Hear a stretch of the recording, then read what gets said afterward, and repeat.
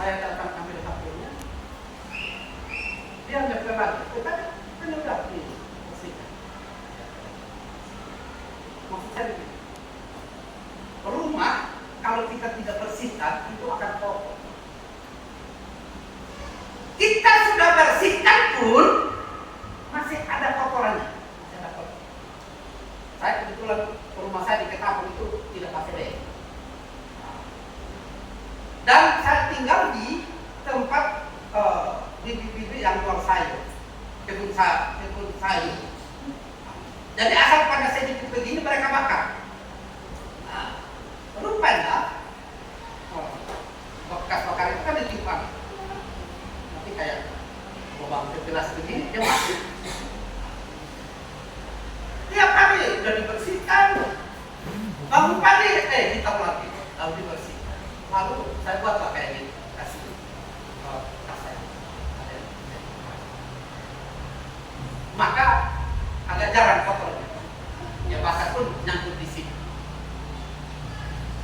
Demikian juga orang percaya bahwa kalau kita sudah dikuduskan, kalau kita sudah disucikan oleh Tuhan, maka kita harus menjaga hati kita. Jagalah hatimu dengan segala kewaspadaan, karena dari sanalah terpancar kehidupan. Pintu masuk untuk dosa itu hati. Maka jagalah hati dengan segala kewaspadaan. Itu bagian yang pertama. Kita membangun hubungan atau relasi yang baik dengan Tuhan itu dengan menjaga hati. Yang kedua itu hidup menurut Taurat Tuhan atau firman Tuhan. Artinya firman Tuhan sebagai pedoman hidup kita dalam menghadapi hidup ini, maka firman Tuhan harus dijadikan petunjuk, pedoman. Karena kalau kita tidak menjadikan firman Tuhan sebagai petunjuk atau pedoman hidup kita, maka kita akan salah. Memang kadang-kadang kita biasanya menggunakan pengalaman kita begini. Tapi dalam pelayanan tidak, pengalaman itu bisa menjadi pembelajaran, tetapi yang utama adalah firman Tuhan sebagai pedoman. Firman Tuhan berkata begini, kita harus buat seperti ini. Kita harus hidup sesuai dengan firman Tuhan. Firman Tuhan menjadi pedoman hidup kita. Dan yang ketiga dikatakan memegang peringatan-peringatannya. Setelah kita membaca firman Tuhan, kita mengerti firman Tuhan, kita berpegang teguh pada firman Tuhan. Kalau kita baca dalam kitab Matius pasal 4, itu bicara tentang pencobaan Yesus di padang gurun. Setelah Yesus berpuasa 40 hari 40 malam lamanya, maka datanglah si pencoba itu.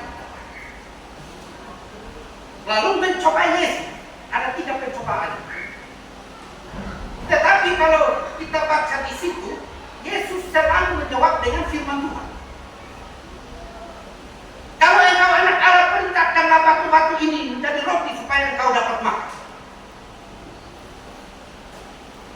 Yesus katakan manusia hidup bukan dari roti saja, tapi dari firman yang keluar dari mulut Allah. Roti itu penting karena makanan jasmani. Kalau kita tidak makan, bisa kurus, bisa mati. Tetapi saat itu Yesus sedang melaksanakan perintah Bapaknya. Dia sedang melakukan kegiatan rohani, berdoa dan berpuasa.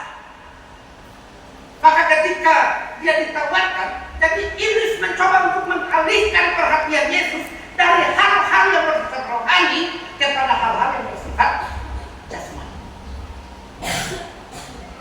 Itu cara ini. Bapak Ibu Saudara yang dikasihi, memang tidak sadar kita akan digiring ke sana untuk hal-hal yang rohani kepada hal-hal, kan kita pasti tidak sadar kan hanya minggu ini mah. Kalau saya ngajar di SMA 1 guru agama, setiap kegiatannya itu pasti hari Minggu, perpisahan, pokoknya semua kegiatan ekstra itu yang lebih banyaknya hari Minggu. Dan saya bilang dengan kepala sekolahnya, mohon maaf Pak, kalau saya hari Minggu tidak bisa. Dan sampai hari ini hampir semua ekstra yang dilakukan hari Minggu saya tidak pernah.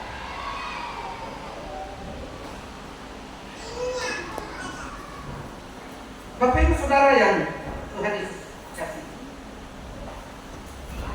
iblis akan berusaha mengalihkan hati kita dari hal-hal rohani kepada hal-hal yang bersifat jasmani. Memang penting kehidupan jasmani itu, tapi jangan lupa kehidupan rohani harus seimbang.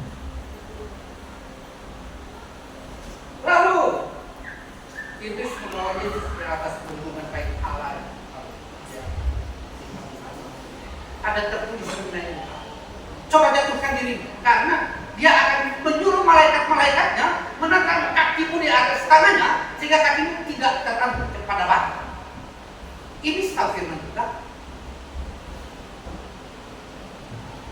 Coba jatuhkan dirimu, kan ada tertulis dalam Alkitab.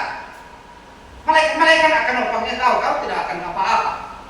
Tapi iblis jawab, Yesus jawab, ada tertulis pula, jangan engkau mencobai Tuhan Allah. Lalu dia bawalah ke atas ke atas gunung yang tinggi, dia perlihatkan. Coba lihat segala keberkahan dan kemewaan dunia ini.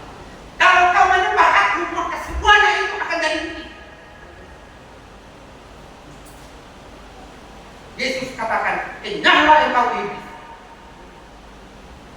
jangan engkau mencobai Tuhan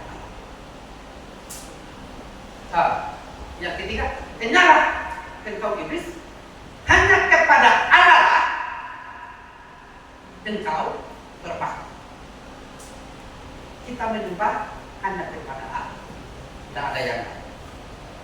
Jadi Bapak Ibu Saudara yang Tuhan Yesus kasihi, itu supaya kita hidup memuliakan Tuhan, maka itu hal pertama yang harus kita lakukan, yaitu kita membangun hubungan yang baik dengan Allah dengan cara menjaga hati kita,